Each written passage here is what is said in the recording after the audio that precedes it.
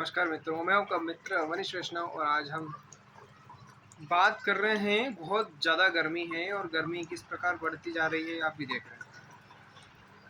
चूँकि आपको पता है कि वृक्ष कितने कम पड़ गए हैं और वृक्षों की अंधाधुंध कटाई के कारण और बड़े-बड़े हमारे घर में फर्नीचर बनाने के लिए जितना हम उपयोग करते हैं पेड़ों को बिना वजह काट देते हैं, केवल अपने घर को सजाने के लिए। आज ये स्थिति हो गई है कि 45-47 डिग्री से पारा हाई होने को है। हम त्राही-त्राही कर रहे हैं। बहुत सारी जगह पर पानी सूख गया है, होल बंद हो गए हैं, बोरिंग बंद हो गए हैं, पानी बिल्कुल नदियाँ सूख गई हैं, तालाब सूख गए हैं, चारों ओर पशु-पक्षी लुप्त हो गए हैं, विलुप्त हो गए हैं।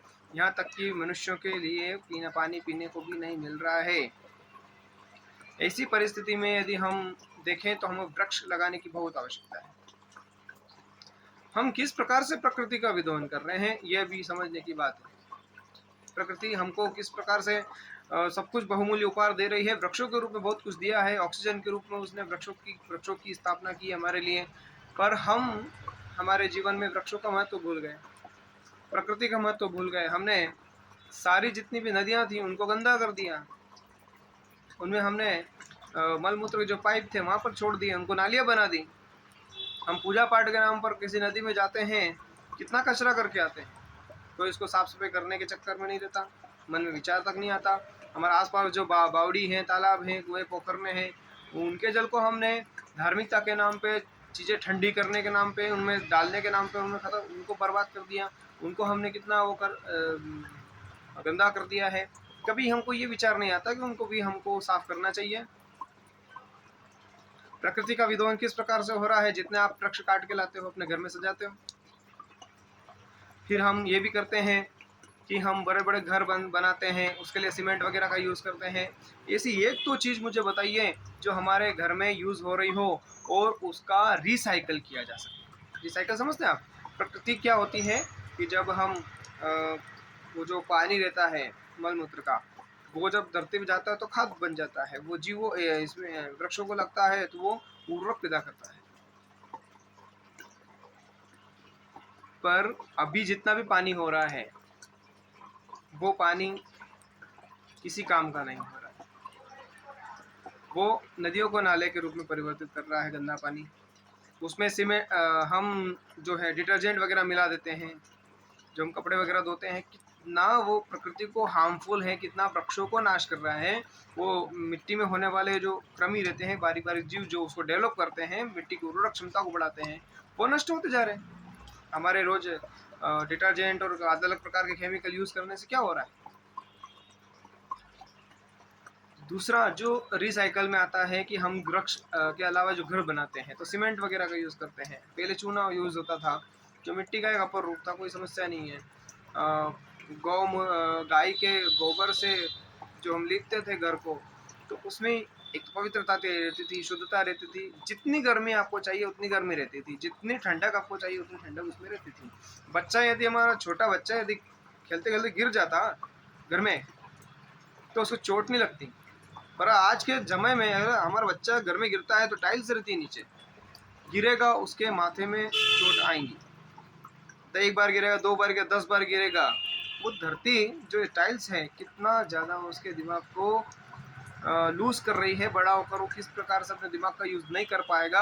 अभी 50% जनरेशन ऐसी एंग्जाइटी से गुजर रही है, उससे ज़्यादा हो सकती है, कम नहीं है। मैं आंकड़े बता रहा हूँ, उससे ज़्यादा हो सकती है। तो वो कहीं न कहीं वो गोबर से बना हुआ, गाय के गोबर से बना हुआ जो घर में लिपते थे, वो कहीं न कहीं आपको सुविधा देता था। आधी आयु आप टाइल्स लगाते हो, आधी आपकी आयु ऐसे ही कम पड़ गई है क्योंकि ठंडे के दिनों में ठंडक आपके शरीर में जाती है।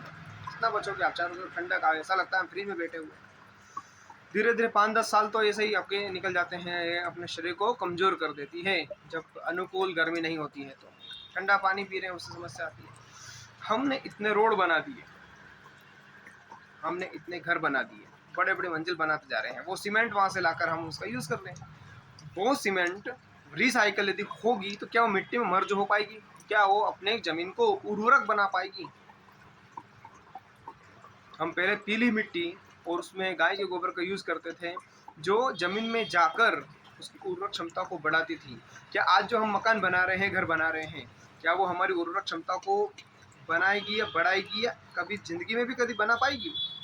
ये घर कभी ना कभी तो ध्वस्त होंगे, होंगे कि नहीं होंगे? कभी ना कभी सड़कें भी निकलती हैं, उनको खोदते हैं, दूसरी सड़कें बनाते हैं। कितनी सड़कें हमने बनाई सीमेंट कंक्रीट से, वो वापस रिसाइकल हो पाएगी क्या? नहीं हो पाएगी। वहाँ पर वृक्ष वगैरह पनप पाएंगे? नहीं पनप पाएंगे। जो आपके घर वगैरह जो बनते हैं, जो सीमेंट से बनते हैं, क्या वहाँ पर वृक्ष उग पाएंगे? क्या वहाँ पर जीव जंतु जो जीवाणु जो उसके अंदर रहते हैं वो हो पाएंगे क्या? नहीं हो पाएंगे। कुल मिलाकर हमने हमारी प्रकृति को और आने वाली पीढ़ी को और हमारी आयु को किस प्रकार खत्म करना है, तो पूरी तरीके से हमने उसका ठेका ले रखा है और धारण कर लिया कि हम अपने आप को और अपनी इस आने वाली पीढ़ी को खत्म करके छोड़ेंगे। हम वृक्ष लगाएंगे नहीं, जो है उनको भी काट लेंगे घर में फर्नीचर के नाम पे। प्लास्टिक यूज हो रहा है, प्लास्टिक कोई समस्या है, प्लास्टिक की कुर्सियां हैं, सब कुछ है, इतना तो यही है। फिर आपको अलग से फिर आपको फर्नीचर चाहिए, लोहे का सामान आ ही रहा है, फिर भी आपको फर्नीचर चाहिए। वो ही नहीं, इसके अलावा आप जितना चारों तरफ अपने घर में जो डिज़ाइन करने, जितनी भी चीज़ें आप डिज़ाइन करने के लिए उसको शो के लिए लगाने के लिए लाते हैं, कौन सी ऐसी जो चीज़ है जो रिसाइकल हो पाएगी? प्लास्टिक क्या रिसाइकल हो पाएगा? जो केमिकल ला रहे हैं वो भी क्या रिसाइकल हो पाएंगे क्या? कपड़े तक भी आपके जो पहन रहे हैं, आजकल के जो कपड़े पहन रहे हैं वो तक भी रिसाइकल नहीं होते। रिसाइकल का नाम दिया होता, उस पर रिसाइकल करेंगे, नहीं होता है। आपके कपड़े वापस रिसाइकल नहीं होते, उसमें प्लास्टिक ऐसा मिलाया होता है, वो जहाँ जाएगा वो जमीन को बंजर बना देगा। प्लास्टिक इतना ज़्यादा यूज़ हो गया कि अपने आप इनको ख़त्म करना है। आप घर बना रहे हो करोड़ों के, ज़मीन बेच के, आप ज़मीन बेच के घर बना रहे हो प्रकृति का विध्वंस करने के लिए, और आपकी अपनी ज़मीनें बिक रही है। आप बैंक से लोन ले रहे हो, कारें ला रहे हो, बैंक से लोन ले रहे हो, घर बना रहे हो। ज़मीनें जो कि आपके बाप दादा छोड़ गए आपके कमाने खाने के लिए, उन ज़मीनों को आप बेच रहे हो और कर क्या रहे हो? उससे घर बना रहे हो। घर क्या खाने को देता है क्या? देखो भैया, ऐसा है, घर यदि कच्चा रहेगा तो उसमें से निकालने के लिए कोई आएगा नहीं। और घर यदि ज़्यादा बड़ा बना लिया, ज़मीन बेचकर या व्यवसाय धंधे बेचकर आपने बना लिए, तो दूसरी बात ये भी है कि कोई आपके कर्जे उतारेगा नहीं, लोन आपको ही चुकाना है। और जो लोन वाले हैं वो आपसे पैसा निकाल रहे हैं, आप कमाते जाओ और उनको देते जाओ। मतलब कुल मिला के आप साफ होते जा रहे हो, धीरे धीरे गुलाम बनते जा रहे हो उनके। मानसिकता के गुलाम तो है ही सही अपन, अंग्रेजों को हमने बहुत अच्छा बोला, पर दूसरी चीज़ ये भी है कि हम अपने आप अपनी संस्कृति को ख़त्म करते जा रहे हैं। अपना जो भी कंट्रोल है वो उनके हाथ में देते जा रहे हैं। विदेशी पश्चिम सभ्यता जो है उसको इसके हाथ में अपना कंट्रोल हम देते जा रहे हैं। कब तक दोगे? अब तो जागो, प्रकृति की तरफ मुड़ो। प्रकृति बुला रही है तुमको, माँ है वो तुम्हारी। प्रकृति को नहीं बचाओगे तो हमारा आने वाली पीढ़ी को कौन बचाएगा? इस भारतवर्ष को कौन बचाएगा? खाली रहने के लिए भारत है क्या? अरे भारत भूमि तो आप संस्कृति की है, यही तो देती है दुनिया को किस प्रकार से आचार विचार करना है, किस प्रकार चलना है, करना है, जीना सिखाती है। यही तो भारतीय संस्कृति है। आप भारतीय संस्कृति को लौटिए, वृक्ष लगाइए और जितना हो सके उतना कम से कम प्रकृति का विध्वंस कीजिए और ऐसी चीज़ों का यूज़ कीजिए जिससे आप आपकी प्रकृति में कोई इसको दुष्परिणाम ना भुगतना पड़े, या प्रकृति में कोई खलल ना हो, प्रकृति में कोई किसी प्रकार की दिक्कत ना हो, जिससे हमको हमारे जीवन में आने वाले समय में सांस भी नहीं मिले। आज गर्मी इतनी हो गई है, अब ये गर्मी जो गिर रही है, सागर से इतना पानी सूखेगा ये कि आने वाले समय जो बारिश होगी वो कई जगह बाढ़ का रूप ले लेगी। समझ रहे हो इस रिसाइकिल को? वो जितना एक गर्मी गिर रही है वो ग्लेशियर पिघला रही है, समुद्र का जल स्तर बढ़ रहा है, ओजोन परत खत्म होती जा रही है। ओजोन परत खत्म होने से जाहिर वो किरण हमारे शरीर में पड़ती, कैंसर हो जाता है। धीरे धीरे ओजोन परत घटती जा रही है, ग्रीन हाउस प्रभाव खत्म होता जा रहा है। इसीलिए तो गर्मी बढ़ती जा रही है हमारे प्रदूषण के कारण। हम बहुत ज़्यादा इसका जहाँ जहाँ हम गाड़ी से जा रहे हैं, कितना धुआं फैला रहे हैं हम हैं, कितना हम जीवन को जीने के लिए कितना हम एक शरीर पे नहाते हैं, रगड़ के केमिकल लगा के नहाते हैं। वो केमिकल कहाँ जा रहा है? धरती में मिल रहा है ना, तो धरती को बंजर नहीं कर रहा है। कपड़े धोने के नाम पे हम कितना केमिकल पाउडर हम यूज़ कर रहे हैं, सर्फ एक्सल, जो जितना भी वो सर्फ वगैरह है वो। तो इसलिए आप अपनी प्रकृति को समझिए।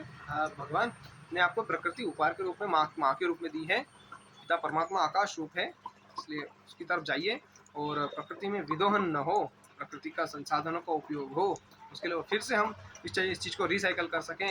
इसलिए केमिकल वाली दुनिया से बाहर निकलिए और अपनी जो मूल संस्कृति है उसमें वापस आइए। ऐसी चीज़ों का यूज़ कीजिए, प्रयोग कीजिए, जिससे आपको जीवन में लाभ हो, उन्नति हो, आनंद हो। थोड़ा वीडियो लंबा बना है, पर आप समझेंगे तो आप जीवन में आप सुकून भी रहेंगे। खाने-पीने में सात्विकता वापरिए, प्राकृतिक चीज़ों का यूज़ कीजिए, आपका जीवन सुखमय होगा। और आप सुखमय होंगे तो मन में संतोष रखिए, कम कमाइए, आधी रोटी खाना, पर बाग में खींचना, बाग में झूलना, पर कर्जा करके कभी भी गुलाब जामुन नहीं खाना। यह आप ध्यान रखिए। धीरे-धीरे आपका जीवन बहुत सुखमय हो जाएगा। इसके साथ में मैं मनीष वैष्णव आपका मित्र प्रणाम करता हूँ। अगले फिर मिलेंगे किसी किसी नए टॉपिक के साथ में, नए किसी वीडियो के साथ में। आज के लिए इतना ही। यदि वीडियो अच्छी लगे तो आप इसको शेयर करें, लाइक करें और दोस्तों में भी बताएँ। और आप इसी प्रकार से हमारा साथ दें, सब्सक्राइब करें, ताकि हम और अच्छी वीडियो और अच्छी ज्ञानवर्धक चीज़ें आपके सामने ला पाएँ। प्रणाम।